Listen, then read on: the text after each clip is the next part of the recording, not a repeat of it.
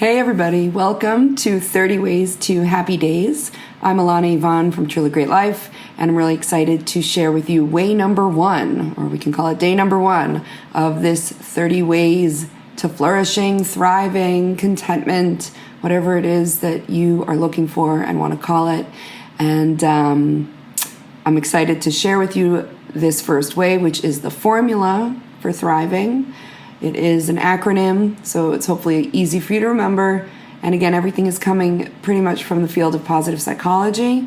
And this is really where I like to start with my clients because it's a really good foundation to understanding what makes for a good life and well-being. So let's jump in. This formula for flourishing, okay, is called PERMA. You may have heard of this before, and certainly as we go through it, you may be like, yeah, okay, that makes sense. And all I'm trying to do here with these short videos is make explicit things that you likely already know to empower you to use them more mindfully as you go about your day and your challenges, whatever they are specifically for you. And if you didn't know them before, then hopefully you'll find this useful and helpful as you go about life. So PERMA is this formula, this acronym PERMA, and we're going to jump right in. So P is positive emotions. So positive emotions can include things like love, joy, curiosity, zest, gratitude, things that, you might have heard the phrase, high vibe emotions or high vibe energy, just things that are really, when you're experiencing those emotions, life is pretty good, even if that's for a minute at a time. And the opposite of that would be, for simplicity's sake, we'll just call them negative emotions, although it's important to remember that all the emotions are valid and all of these emotions play a role. They're like information about whatever you're experiencing. So it's important not to ignore when you're experiencing a negative emotion. Ideally, we go through it. Ideally, it's processed in whatever way and acknowledged and honored. And then you can then fill up with more positive emotions in a way that's right for you. So again, positive emotions, the more we have versus like if we have more negative emotions, right? So hopefully this seems just kind of obvious that positive emotions are part of this formula for well-being, okay? We're going to keep this all pretty high level here. We're not going to go too deep. All right, and then E stands for engagement. Engagement, you might have heard that phrase flow, getting in a state of flow, something where you're losing track of time. You're not even really aware of yourself. So positive engagement would be kind of a more creative or engaged or involved sense of being involved in something. So that was not very... I didn't say that very eloquently, but basically when you're positively engaged in something, you're just like really involved in whatever that activity is. So it might be for you training for a race. It might be working on a really hard science experiment or hypothesis or working through a problem in math. For others, it could be getting into that state when you're, horseback riding or dancing or creating a new routine or something like that, or a work of art or writing. Okay, so for me, I will get into that state of flow when the muse hits, how I think of it, and I'm working on like a parody or something. Okay, positive engagement as opposed to, let's say, junk flow or junk engagement. So if you're like binge watching, as we're all guilty of at some point on, Netflix, that's not really positive engagement, right?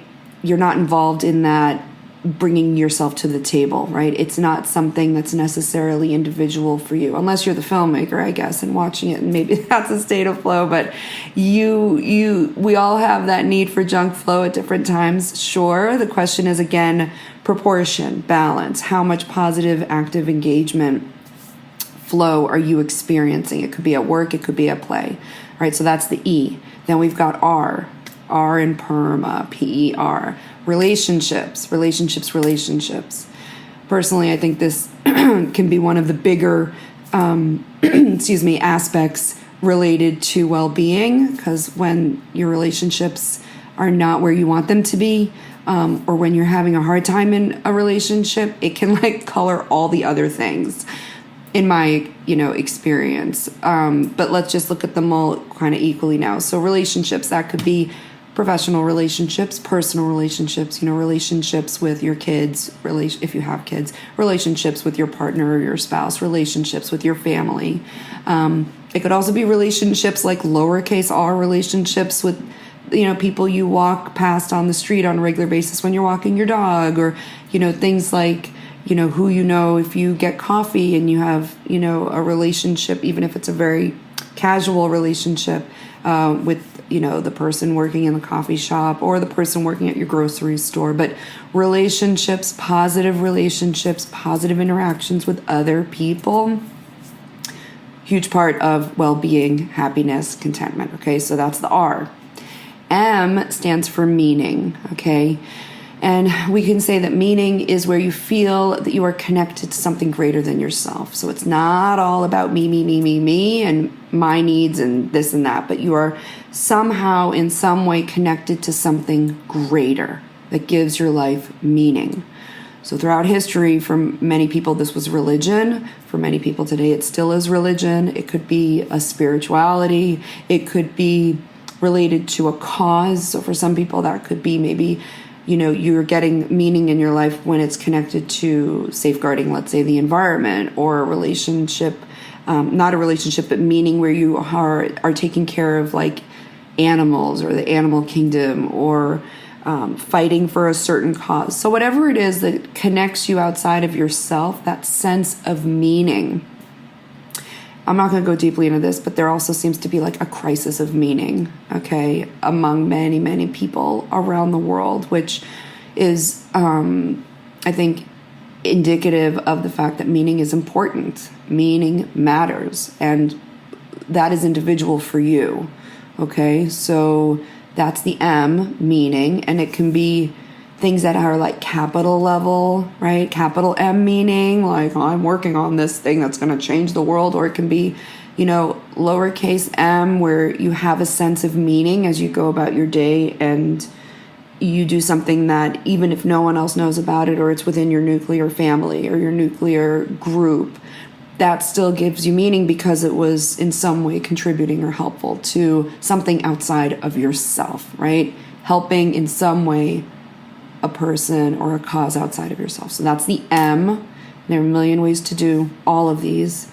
And then the last one is A, which stands for accomplishment or achievement.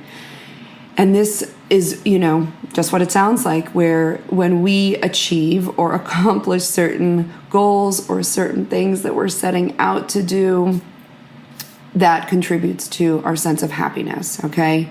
Now, again, I love this like lowercase, uppercase. So an uppercase achievement or accomplishment could be something like, my business hit X dollars in revenue, yada, yada, or I graduated and got this degree, yada, whatever it is, like something high, big, once in a while. And it could also be like, my accomplishment for today, one of them is making this video and putting it out there, recording this and putting it out there. So for me, I'm already feeling like, woohoo, I'm going to get to check off that box. And no matter what else happens in my day, I got that done. So what is something, okay, now I want to bring up one more thing before I turn it around to you.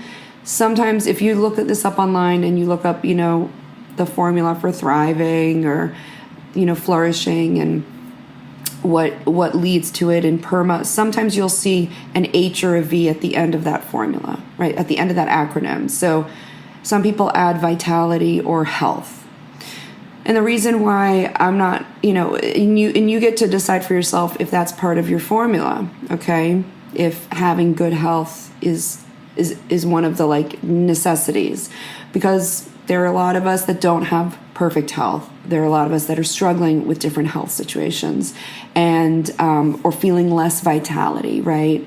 And our bodies are, all kinds of things are happening. So originally this formula, this theory of positive psychology did not include H or V. Some people now include that. That's for you to decide how much, because what it also can reflect is like if you are having a health challenge, if you're having a challenge with your physical energy, does that really mean that you don't have a good life? Does that really mean that you shouldn't be happy because of that?